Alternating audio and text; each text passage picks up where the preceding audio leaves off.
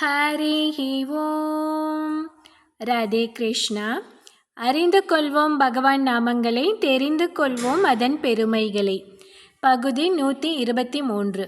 இந்த பகுதியில் 130வது திருநாமத்தை பார்க்க போகிறோம். இது விஷ்ணு சகஸ்ரநாமத்தின் 14வது ஸ்லோகத்தில் வருகிறது. ஸ்லோகம் 14.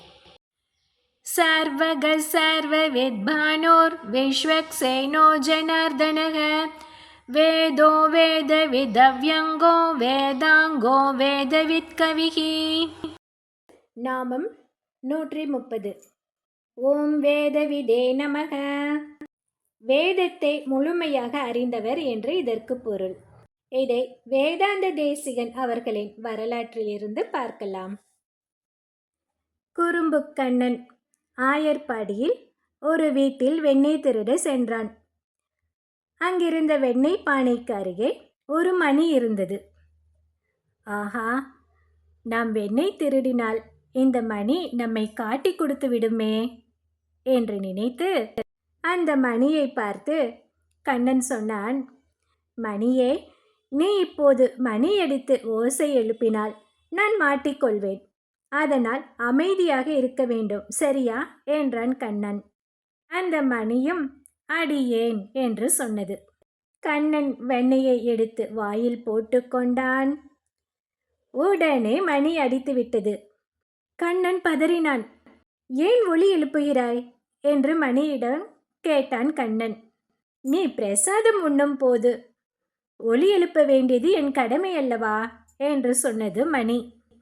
அப்படியென்றால் நான் கேட்டபோது அடியேன், அதாவது அடிக்க மாட்டேன் என்றுதானே நீ சொன்னாய் என்று கேட்டான் கண்ணன். அதற்கு மணி சொன்னது, கண்ணா, அடிக்க மாட்டேன் என்ற பொருளில் அடியேன் என்று நான் சொல்லவில்லை. உனது அடியவன் நான் என்று குறிப்பதற்காக அடியேன் என்று சொன்னேன். ஆஹா, தமிழில்தான் எத்தனை அற்புதம். அதற்கு கண்ணன் சொன்னான், மணியே, பேச்சாற்றலில் உன்னை அடித்துக்கொள்ள யாரும் இல்லை. நீ கலியுகத்தில் ஒரு ஆச்சாரியனாக அவதாரம் செய்து வேதத்துக்கு தவறான பொருள் கூறுபவர்களை உன் பேச்சாற்றலை கொண்டு வாதம் செய்து வெல்ல வேண்டும் என்று கண்ணன் வரமளித்தான். அழகான தமிழ், என்ன சொல்வது? அடியேன் என்ற ஒற்றை வார்த்தைக்காக அந்த மணிக்கு ஒரு வரமே கிடைத்து விட்டதே. பின்னாளில் ஆயர்பாடியில் இருந்து திருமலையை அடைந்த அந்த மணி அங்கே திருவேங்கடமுடையானின் பூஜைக்காக பயன்படுத்தப்பட்டு வந்தது. அப்போது காஞ்சிபுரத்திலிருந்து அனந்தசூரி தோத்தாரம்பா தம்பதிகள் குழந்தை வரம் வேண்டி திருமலைக்கு வந்தார்கள். அன்று இரவு தோத்தாரம்பா தான் திருமலையப்பனின் மணியை விழுங்குவதாக கனவு கண்டாள். அடுத்த நாள் காலை திருமலையப்பனின் கருவறையை திறந்தபோது அர்ச்சகர் அங்கு மலையப்பனின் மணியை காணாததை பார்த்தார். இந்த செய்தி ஊரெங்கும் பரவியது. அப்போது அங்கு வந்த ஜிஎட் சுவாமி, பெருமாளே, ஒரு பக்திக்கு தன் மணியை பரிசளிப்பதாக நான் கனவு கண்டேன் என்று கூறினார். அடுத்த சில நாட்களிலேயே தோதாரம்பா கருவுற்றாள். புரட்டாசி மாதம் திருவோண நட்சத்திரத்தில் திருமலையப்பனின் மணியின் அம்சமாக ஒரு ஆண் குழந்தையை ஈன்றாள் தோத்தாரம்பா. வேங்கடநாதன் என்று அந்த குழந்தைக்கு பெயர் வைத்தார்கள். இப்படியாக ஆயர்பாடியில் இருந்த மணி திருமலையை அடைந்து பின் காஞ்சியில் வேங்கடநாதனாக அவதரித்தது கண்ணனுடைய வரத்தால். வேங்கடநாதன் தன்னுடைய 20வது வயதுக்குள் அனைத்து வேத சாஸ்திரங்களையும் தன்னுடைய தாய் மாமாவான அப்புள்ளாரிடம் கற்று தேர்ந்தார். வேதாந்த ஞானத்தில் ஒப்புயர்வற்றவராக அவர் விளங்கியபடியால் திரு அரங்கநாதனே அவருக்கு வேதாந்தாச்சாரியார் என்று பட்டத்தை அளித்தார். அந்த வேதாந்தாச்சாரியார் தான் வேதாந்த தேசிகன் என்று நாம் அழைக்கிறோம். அவர்தான் வைணவ மத குரு ஆவார். ஆயர்பாடியில் கண்ணன் வழங்கிய வரத்தின்படி வேதாந்த தேசிகன் வேத நெறியை நாடெங்கும் பரவ செய்வதற்கும் பாமரர்களுக்கும் வேத பொருளை அறிவதற்கு பல முயற்சிகளை மேற்கொண்டார். வேதத்துக்கு தவறான பொருள் கூறுவோரை வாதம் செய்து வென்றார். எல்லாமே எம்பெருமானின் திருவிளையாடல். அப்படி ஒரு சமயம் கிருஷ்ணமிஸ்ரர் என்றொரு பண்டிதர் தேசிகனை எதிர்த்து வாதம் செய்து வந்தார்.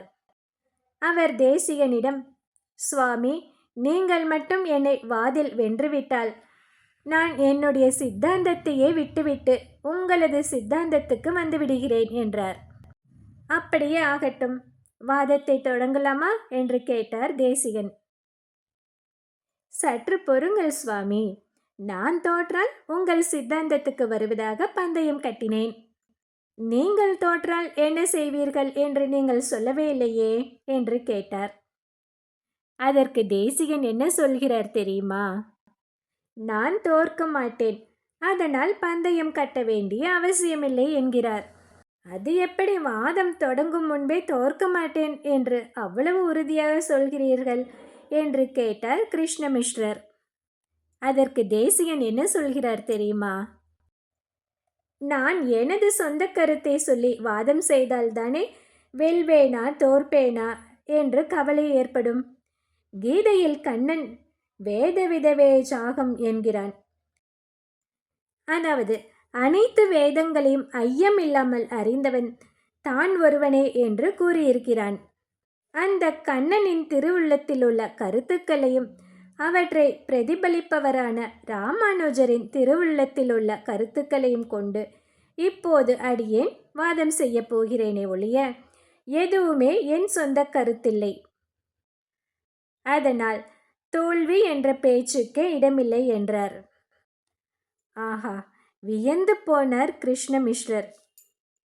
அதுபோலவே அந்த வாதத்தில் கிருஷ்ணமிஸ்ரரை வென்று தன்னுடைய சீடராக்கினார் தேசிகன். அனைத்து வேதங்களின் கருத்துக்களையும் ஐயமின்றி அறிந்தவர் திருமால் ஒருவரே. மனித புத்தியால் வேத கருத்துக்களை முழுமையாக அறிய முடியாது.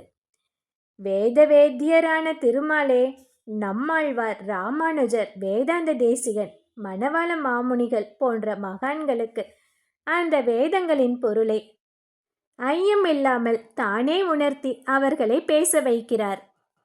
இப்படி சந்தேகத்திற்கு இடமில்லாமல் வேதங்களின் பொருளை அடியார்களுக்கு உணர்த்துவதால் எம்பெருமான் வேதவித் என்று அழைக்கப்படுகிறார். இந்த 130வது திருநாமத்தை தினமும் சொல்லி வந்தால் நம்முடைய வாழ்வில் எந்த விஷயத்திலும் சந்தேகம் இல்லாமல் தெளிவான ஞானம் பிறக்கும்படி திருமால் நமக்கு அருள்வார். அடுத்த நாமம் 131. ஓம் அவ்யங்காய நமக. இந்த 131வது திருநாமத்தில் நம் ஆத்மா என்றால் என்ன என்பதை பற்றி பார்க்கலாம். இதை அடுத்த பகுதியில் பார்க்கலாம். ஹரி ஓம்.